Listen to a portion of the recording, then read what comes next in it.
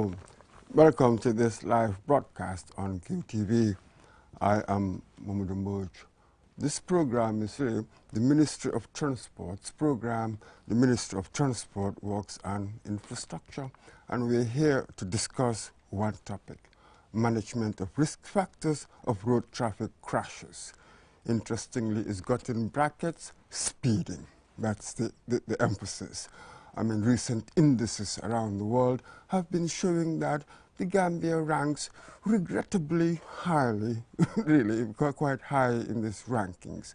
So here we want to talk about some of these factors that have been responsible for why Gambia sort of ranks quite high. I've got here on my right Mr. Mamadou Gassama from the World Health Organization, and on my left, Mr. Ansumana Gassama. I've got a Gassama and a Gassama, so let's not confuse the two. From Ministry of Works and Infrastructure, Transport, Works and Infrastructure. Gentlemen, welcome to the program. Thank you, Mr. Mbodj. I wonder who's going to start here. The topic. Yeah? Let us unspool it. Management of risk factors of road traffic crashes. In brackets, speeding. Please explain. Well, this is if I may start, this is a global phenomenon, and I think the topic is chosen deliberately because we're talking about, something different from diseases. But we're talking about another serious situation, which is mainly human-made. So it also has its risk factors like any other situation. So this is why we felt it. I think when I say we, maybe my colleague will dilate on that. The Minister of Works, Transport, Works and Infrastructure has done a good example, and has taken a very good example by establishing a multi-sectoral body, which of course involves partners. That's why WHO is here. And there is a whole technical working group, and also there is a road safety committee, which is at the higher policy level. But the good news is that this technical committee is very cognizant of what is happening around us, globally and also within our own country, the Gambia. So with regards to road traffic crashes, I'm glad the word crashes, we don't use, deliberately also we don't want to use accidents. There are good reasons for that, because over 90% of this condition, are human error, due to human error. So that's it. So just distinguish there for us the word crashes and accidents. Exactly. Distinguish the difference. This is the crashes in a layman's sense. That is what we are used to. They are more or less talking about the same thing, events. Crashes is more to do with events. Accidents also is more to do with events. But what we are trying, the literature, I mean, science is evolving. A lot of things, research have been done around the area, and it has been, as I said, it has been well documented that we don't need to call it road traffic accidents. We need to call them crashes, events, like any other event. Why? Because 95% of these so-called accidents are just caused by human error. So 5% is very minimal. Do you want to call it that accident? And when you call it an accident also, it has that connotation that, well, this is something designed by, this is God's decision, which we all know God is responsible for everything. But God also creates us to make sure with our mentality, with our mental faculty to think and ration. That's why we are different from other animals. We have to ration because we rationalize. So this is why it is you will see in literature in our subsequent program, we don't want to call it accident. We want to call it crashes or events. That's the reason why we are using crashes here. So we will go into that, and then there are reasons why we are seeing crashes. Absolutely. So I'll just add this more. Is it that the word crash emphasizes the personal human element much more than the other one, accident, which might mean that, well, sometimes accidents do happen, but when I take precautions, I might minimize the risks of that. Yeah. So does the crash sort of suggest that a lot of it has got to do with human error? Yeah, The crashes there is just describes what the scene when there is a moving, there is one of the what a vehicle is there is in motion, and definitely when there is that collision, well, you know the noise, all those that's in a layman's sense, that's what we're trying to say. What about accident? So accident, what I'm saying is also crash, but because this general term that you say, well, this is something by, it's by God, the will of God, and that's what we want to really run away from, that, okay, fine, why call it an accident?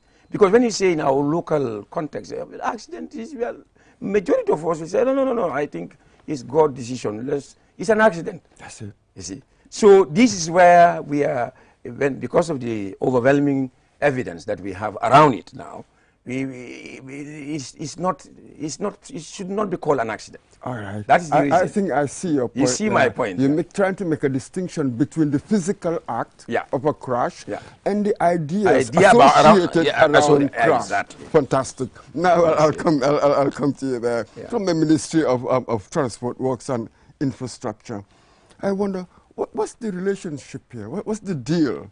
Why coming together here between the ministry and WHO regarding this particular management of risk factors of road traffic crashes? Thank you, Mr. Mboj. The connection between the Ministry of Transport, Works and Infrastructure with the World Health Organization, because we all have the same goal when it comes to accident, that is to reduce the number of crashes and then also the number of deaths as a result of road traffic crashes. So, but the connection came as a result the way we approach these road safety issues, because not one institution can do it alone. So we are approaching road safety multi-sectoral, multi-dimensional. So this is why we have institutions like World Health Organization, Gambia Police Force, Minister of Interior, Minister of Gender, Children, and you have some other institutions as well. The National Roads Authority, I can name them, there are many. So we have this technical body that comes together, sit on the table, and then, divine ways to tackle these menace. Yes. Absolutely, certainly a menace. And when we look at the rankings over the past few years, it's been really regrettable, to say the least, isn't it? So now, maybe I'll come back to you. So when we talk about the risk factors, what exactly are we talking about? Risk factors, this is a very good question. There are risks. Why are these events happening? Now we want to divulge into the events or the crashes now. Forget about the accident. Why are they happening? There are risks involved. Risks that will, make it, influence the severity of the crash. That also will influence the chances of being, killed. There are also risks that will also increase the chances of being involved in the crash. So if you look at all these things together, then we call them as risk factors. There are many of them.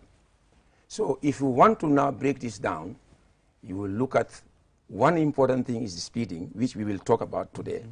But there are other, risk factors dealing with distracted driving. For example, use of mobile phones, which also will be another program on its own to make sure we discuss at length what is why is it a risk factor. Now, of course, risk factor because you are not wearing a seat belt. That also is a risk factor. You are at risk if you don't use your seat belt. And helmet to protect your health, your head is also another risk factor. Driving under the influence of alcohol is another big box that we can dedicate a whole program of it.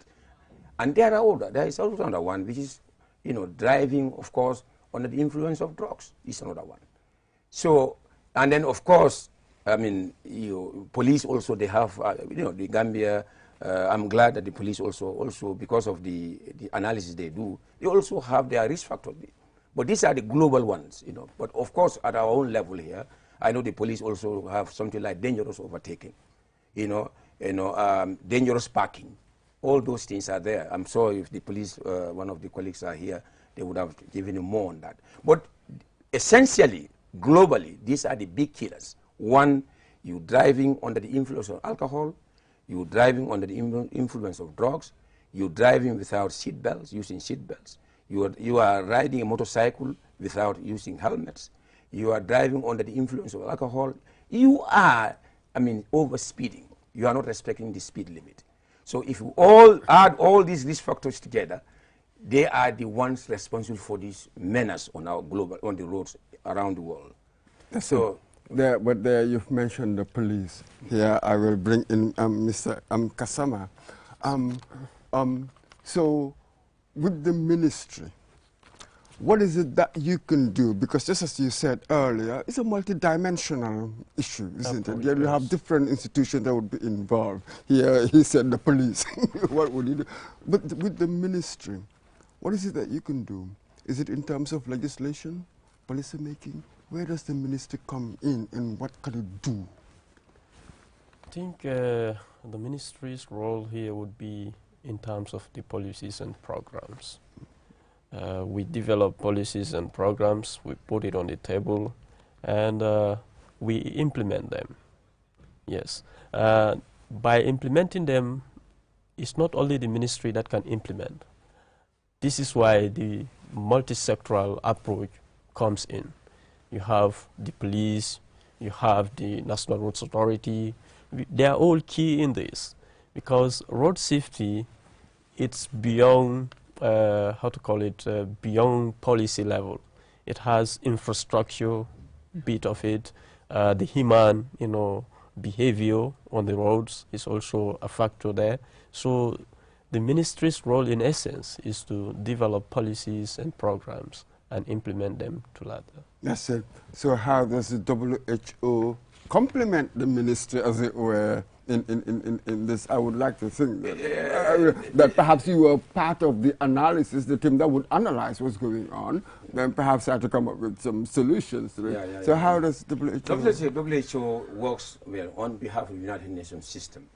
If you look at the entire globe, the World Health Organization is the secretariat, is the secretary to the Global Road Safety Committee, within the United Nations system. So our mandate is to generate the science available, generate the science needed for countries to be guided well, to take, measures that are proven to be cost effective.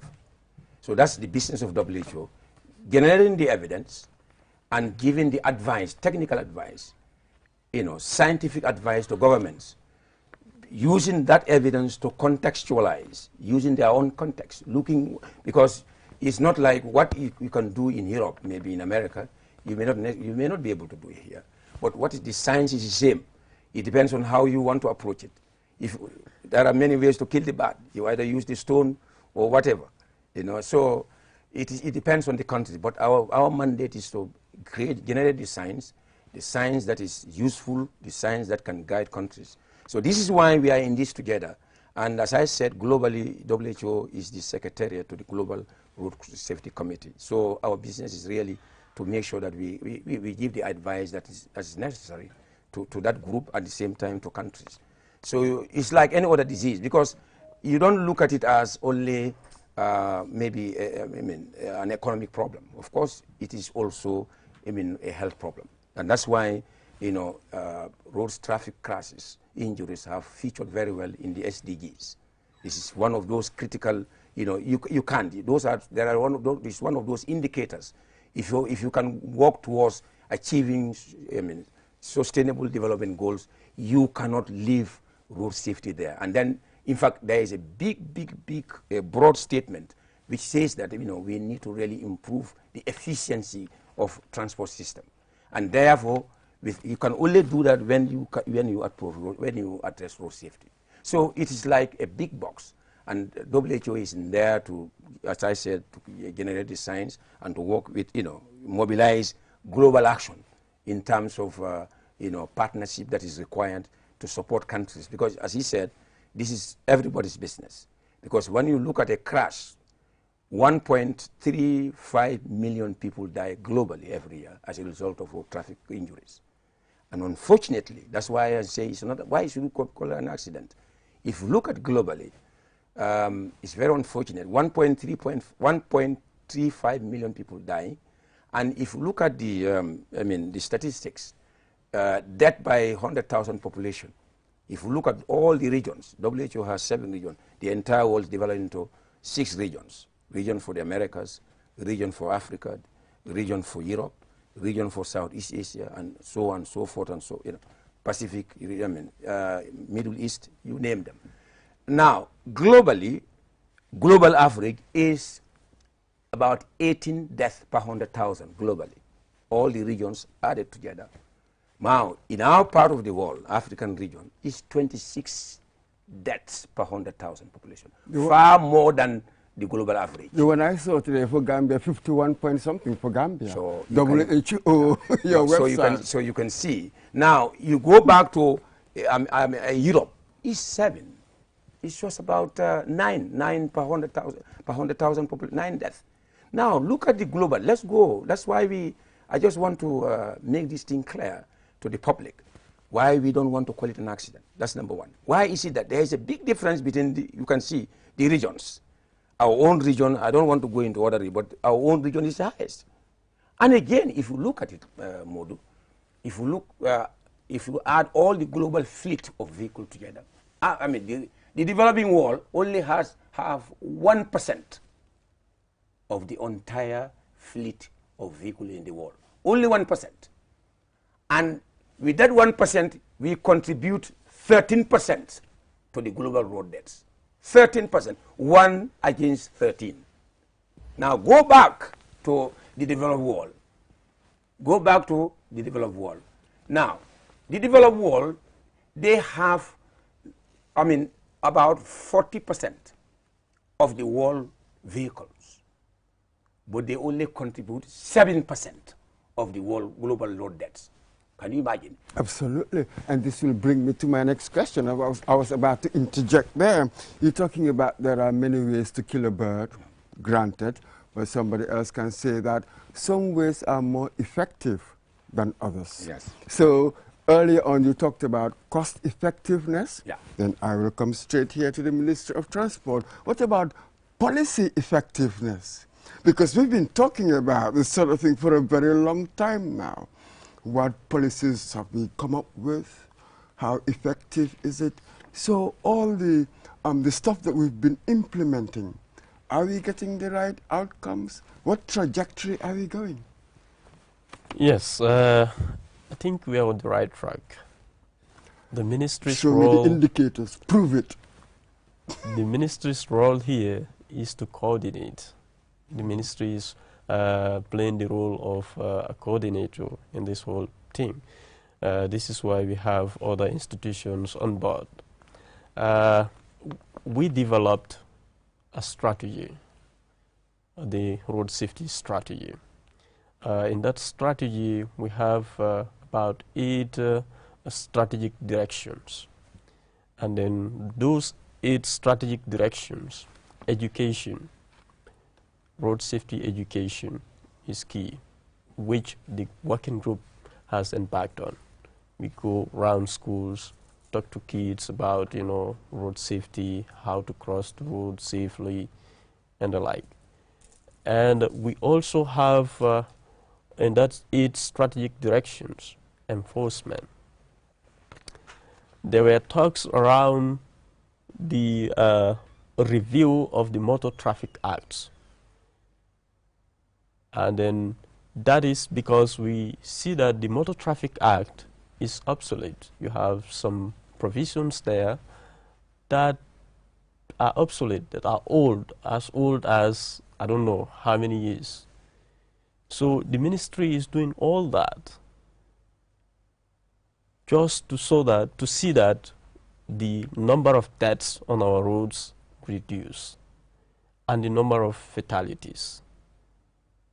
and the crashes reduce. Why isn't it working? It appears that it isn't when we go by the rankings. We cannot determine that by the ranking. Ah, that's interesting. So how can we determine it? That is, when you look at the world ranking, it involves a lot. Because sometimes the WHO will use estimates. That is, perhaps some of the crashes that do happen in this country, to them, they are underreported. I am not here to justify that, but then if we take it from that angle, we will see to it that, oh, the ministry is not doing anything with regards to road safety. But I can tell you the ministry is doing its quota to save the lives on our roads. That's it. But again, you have to use estimates when you do these surveys about the future. Don't we? All of us. So we come back to the WHO. Yes. Yeah. I would still want us to focus on what are the risk factors. Yeah. What is it that we can do? Yeah. What the WHO can do, Yeah. what the ministry can do, and even ordinary citizens at home. That's very This is good. really what we're trying to Excellent. get at here, isn't Excellent, it? excellent. So when I was researching for this, I've read about the controllable factors, the uncontrollable factors. So how do we get really to the heart of the matter? So let's see what each person can do, what each group. No, actually, that's why we are just setting the context. For me, we have not come to the program yet. All right. Because our focus is on speeding. Speeding. And then we are trying, maybe we are trying to open up, to set the pace, so that somebody who is watching or listening knows that, there are issues surrounding this. And what we want to avoid here is, blame gaming. It is a very complex phenomenon. That's why, as he said, it's not one size fits all. It's not one, agency that can, or one entity that can do it. It's not possible. In fact, it starts from the person who is using the road, all the way down to the policy level. So along the line, you have to touch everything everywhere.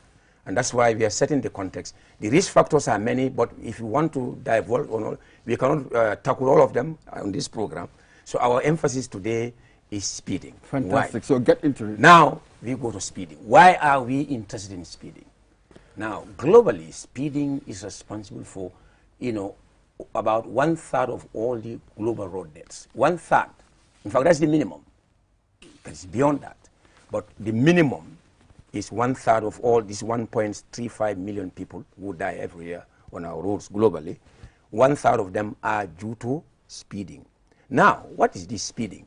The speeding, again, is important to understand that it is involved, is a contributor to any sort of accident. I'll be using accident sometimes interchangeably because that's what the majority wants. So Absolutely. So that's not a problem. Now, all. for that, every single crash or accident, speed has a factor. Why? Look at what science, the scientist, speed scientist is saying. When a car, a pedestrian, for that matter, a young adult, not an old person, a frail person, but an adult person, hit by a car traveling at a speed of 30 kilometers per hour, has only 90% chances of surviving that crash. Not 100%. I hope you're listening. This is why we want actually 30%. Fantastic, yes. A person, an adult, not a frail person, in fact, a young adult, hit by a car, that car traveling at a speed of 30 kilometers per hour, that person has only 90% chances of surviving, meaning that it's not 100%. The person can die. That's number one. Now, you go back. If that same person is hit by a car traveling at 50 kilometers per hour, that person has 90% of chance of dying in that crash. So we see how dangerous speed is. That's one scenario I'm giving. The other scenario is when we are saying, well, when you speed, you are safe when you have your seat belts on. But again, when you speed, it also reduces the effectiveness of the safety equipment that we all are proud of within the vehicle. It makes them ineffective. One example is the seat belt. Yes, seat belt law is here since 2008, and I'm very happy that this is working, although there are some challenges around here and there. Human behavior is very complex. I mean, people will abide by when they see the police or whatever. But at least we are seeing some progress in that. You know, at least when you enter a car, the driver, the first thing, we also, tackles a seatbelt. Yeah. I'm very glad about that. But what the manufacturers, what many people don't know, is that that seatbelt, the most advanced cars in the world, what the manufacturers say, the threshold is that seat belt can protect you when you are at a speed of maximum 70 kilometers per hour. Mr. Mboj, if you go beyond 70 kilometers per hour, that seat belt is just like a furniture. You are in the hands of God. So you see how, that's what I'm saying, speed reduces the effectiveness of the safety equipment in that car, which is there to protect you. So therefore, shall we be conscious of speed or not? Remember, only 70 kilometers per hour. The manufacturer is telling you. But not many people know about this. They say, oh, I can fly. Now if you are in a car, somebody is going up 100 kilometers per hour. That seat belt is useless when there is a crash, because the manufacturer has given you that threshold, maximum 70 kilometers per hour. If you go beyond that, you are in the hands of God. So you see how dangerous speed is. That's why we want to focus on that.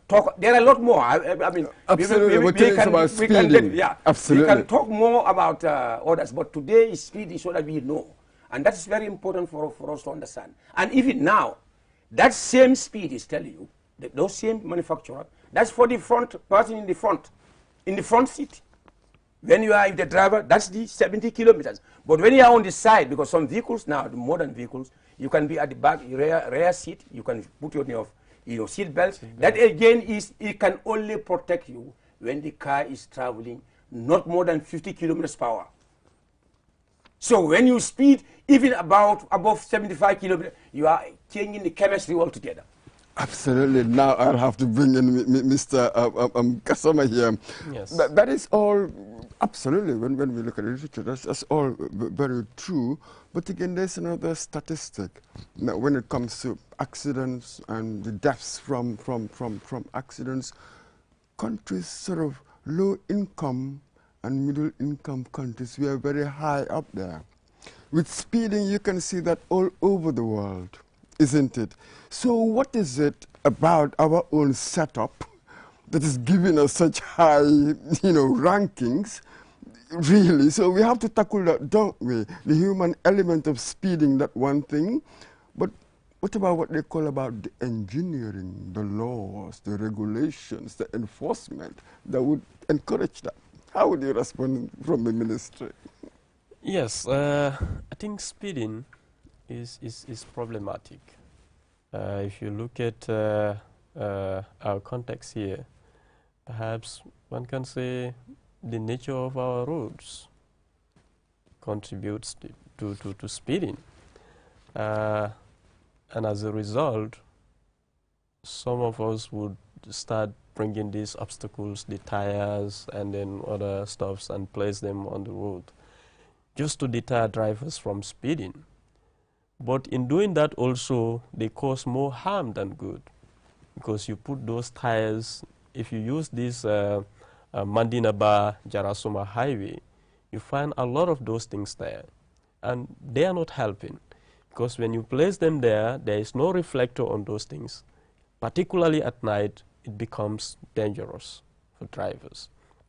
So, but what we can do to manage speeding, this is what the ministry is up to buy speed breakers or to procure speed breakers or speed guns for the enforcement agents to use to monitor the speeding on our roads.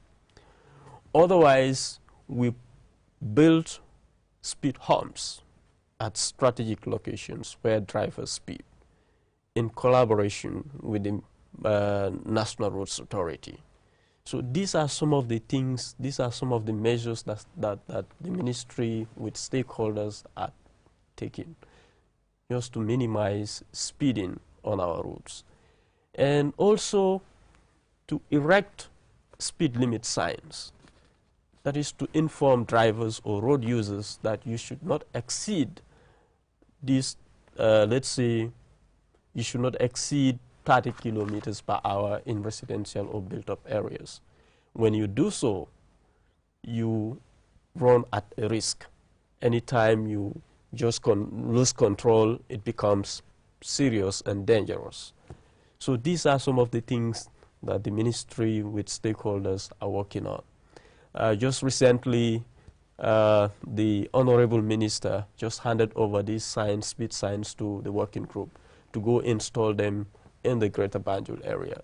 That is to communicate to drivers when they are using the roads so that they don't exceed the speed limits at various locations. Absolutely. But here, I'll bring you, Mr. Gassama. But here, of course, you are limited, restricted by the fact that you are the policy maker, the implementer, the police. You cannot do anything about that. So it's a multidimensional, as we said earlier. You will come into the WHO, and other institutions will come into it. So how have we been handling this? What is the coordinating authority so that we can see the right outcomes that we want to see? Yes, I want, Mr. Mboj, I want to give you many scenarios about speeding. Yes. You see, the public there should know. That's why this. Now, they have given you one scenario. The other scenario is, you will be surprised when there is an accident and you start wondering, how is this possible? You see a vehicle uprooting a whole tree. Where is the, what? You ask yourself as a, you get frightened. Why is it? But because they don't know the dangers of speed. Again, one important thing about speed is that the energy that is generated from the vehicle when there is a crash is what is underestimated. And that's why it goes, that's why we die. That's why we are enjoyed. Why are we enjoyed? Why do we die? Is because there is this factor where if you are driving, you know, and of course speed is there, and when there is a crash, the amount of energy that goes out of the vehicle and that goes to the body, that is absorbed by the body, that is where the danger is. And it's by a factor, is half of your weight multiplied by the square of your speed. A good example is, when you are driving, you are 20 kilometers, or maybe you are, your weight is 60 kilograms. You are in a car, and that car is traveling, you know, at a speed of whatever you want to call it, you know, to estimate the danger of the energy that is expected to be absorbed by your body when there is a crash. It will be now half of your weight multiplied by the square of the speed that you are running. If you are going by 30 kilometers per hour and you are weighing 60 kilograms. Now, simply 60 divided by 2, which is 30, multiplied by the square, which is 30 by, maybe 60 by 60. That's 360 multiplied by 30. You're talking about how many tons of energy that's going to be absorbed by your body. Absolutely. That's now, fantastic technical information we need to get here, yeah, isn't it? But here our problem is really, then how do we change attitudes? I'm coming to that. Because here we're really talking about speeding. Yeah. It's about human beings making a choice. Yeah. So after you've made the error, there's an accident, we understand the technical bit, fantastic mathematics and formulas and the like, but then how do we change attitudes, isn't it? We will That's come really to that. The key, isn't it? That attitude and also is, important. that attitude can also be changed by evidence. Given somebody who is sitting there, maybe doesn't know, this can frighten that person. Absolutely. That's why we are giving the same attitude I'm addressing, yes, indirectly. So it is all part of it. It's a complex phenomenon. And you have to understand, you have to explain, so that somebody who is there can benefit, synthesize this evidence, rationalize, make use of the evidence to change the behavior. So the attitude you are talking about, Some of these statistics will help. I'll come to that, the other ones later. But let me give you another scenario. But That same person. Before we go to the other scenario, Mr. Kassim, respond to that.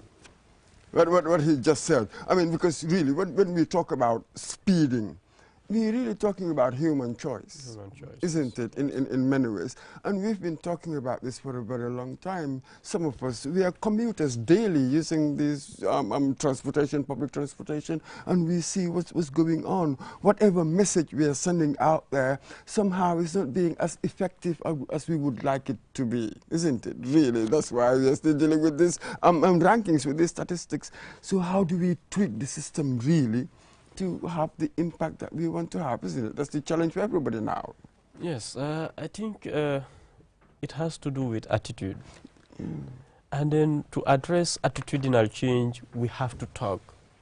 We have to sensitize people and give evidence, like he said, so that people will get frightened, and if they know the repercussions behind it, and there should be punishment for it as well. So that when drivers exceed these speed limits, and it should be monitored as well, so that when they exceed these speed limits, they will be, penalized for it. They will be punished for it. To deter people from overspeeding, we have to put measures in place, like the mandatory fine and others. Yes. That's it. You're absolutely correct. The enforcement bit.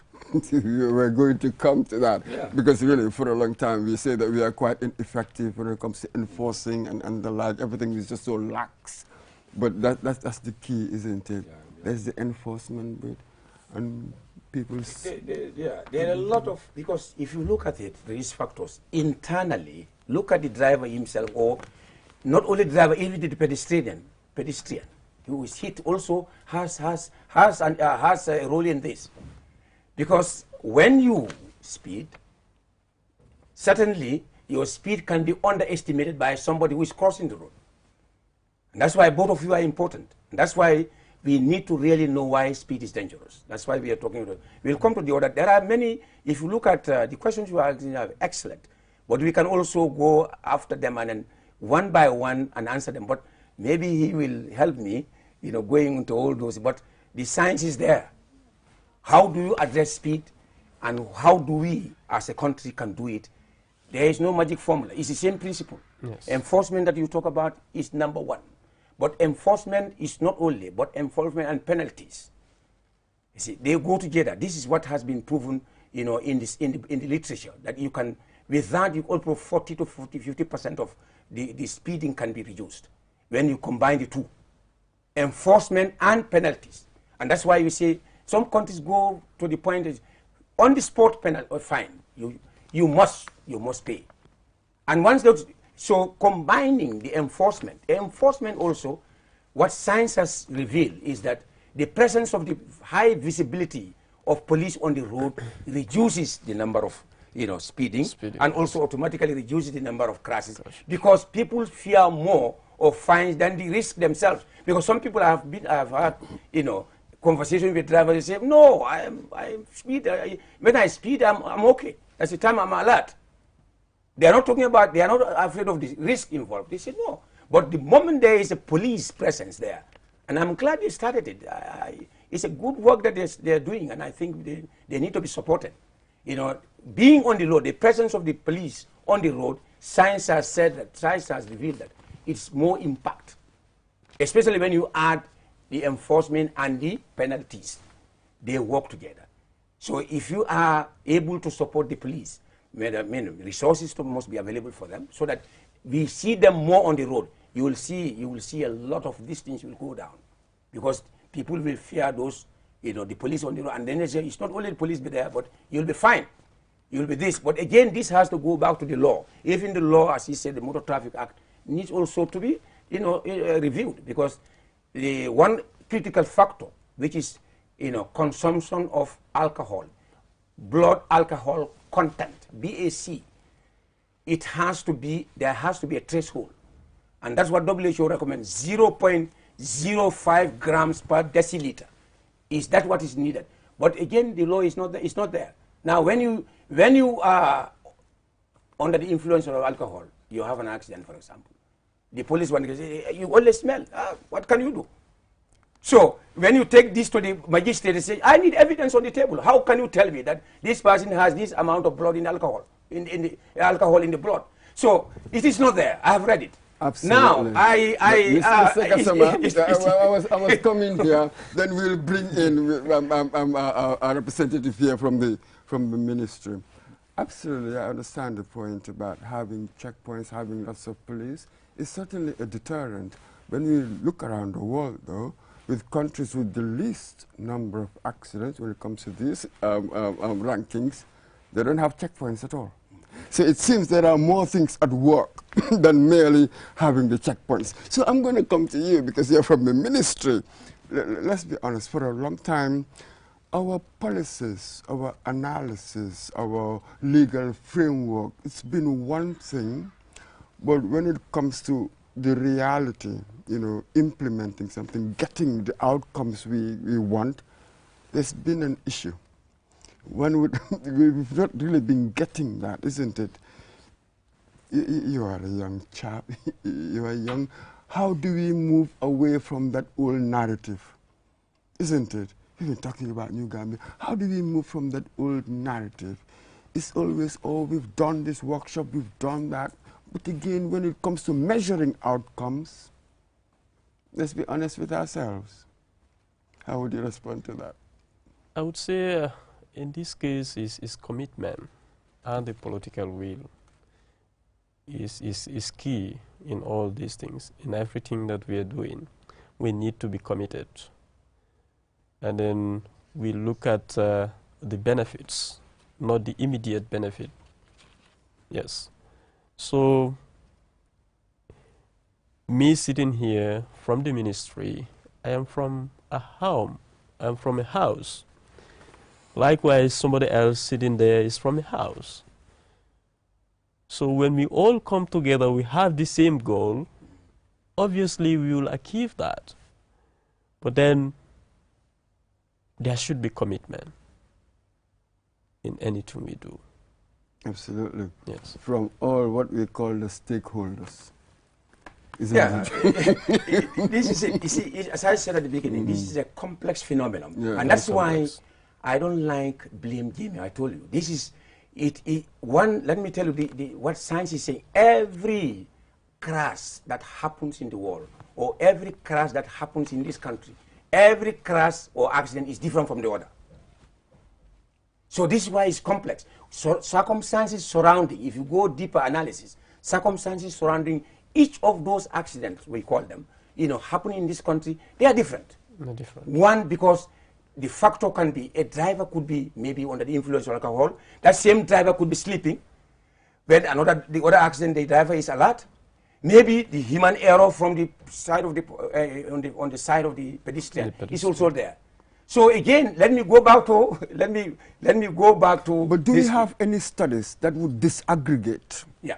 You know, to point out this is because of alcohol, that's because of human error. Because you see, in other societies, they can bring you studies that will disaggregate all of these factors. Yeah. Do we have that picture in this country? In this country. Okay. Please. They develop. Maybe they will be the best to answer this because they are the custodian of, national statistics. But WHO knows that, based on all the countries what they are supplying us, we know that, you know, alcohol, for example, a good example, you know, like speeding, a good example is alcohol is up to, is responsible, you know, driving under the influence of alcohol contributes to nearly between 40 and 50% of global road deaths. That is WHO knows that. But country level, we need to really do more on that statistics. But I'm sure they catch it because they also, when there is a crash, they go there and investigate. They also take their, they do their analysis. And there is one of the risk, and it's also captured. I'm glad it's also captured as one of the risk factors for the Gambia. Driving under the influence of alcohol, driving under the influence of drugs, they are all, all captured in the police data. So they must have something. I may not be able to tell you offhand. But something is happening. Granted, absolutely granted. So we're really coming to the end of this program. So your final words, particularly to, common citizen, our folk, what is it that we can do in my own ordinary way? If you know what I mean. It's a much complex thing, but what can I do? What can we do is to be committed, and then we have the same goal. I would give you a scenario. I was one time in a vehicle, and the driver was speeding. There was one of the passengers who said, "Driver, it's in Watala." And the driver started, ignoring that person. And the others in the vehicle also, they all keep quiet. They kept quiet. So that is not helping. When we are in a vehicle, we see a driver misbehaving on our roads, we should all come together as one and then try to address the driver, let him, stop exceeding the speed limit. Fantastic point. We've come to the end. I'll just give you 10 seconds. 10 seconds. What would you add to it? I am interested in the topic because it's speeding. Speed is a killer. That's all. I can tell you. And your mind, that person who is in that vehicle, mind, when you are traveling, my last word, when you are driving at 50 kilometers per hour, your weight becomes 20 times. You become 20 times your weight. So be careful. When a driver is speeding at 50 kilometers per hour, that person in that vehicle, including the driver, your weight is 20. You are 20 times your weight. If you are 20 kg, you become 100 kg. And when it's a class, you have a problem. On that sobering thought, we will end this program. So thank you very much, Mr. Momodo Kasama from the WHO. And I've got here Ansumana Kasama from the Minister of Transport, Works and Infrastructure. I am Momodo Moch. This was a Minister of Works program. Until next time, goodbye.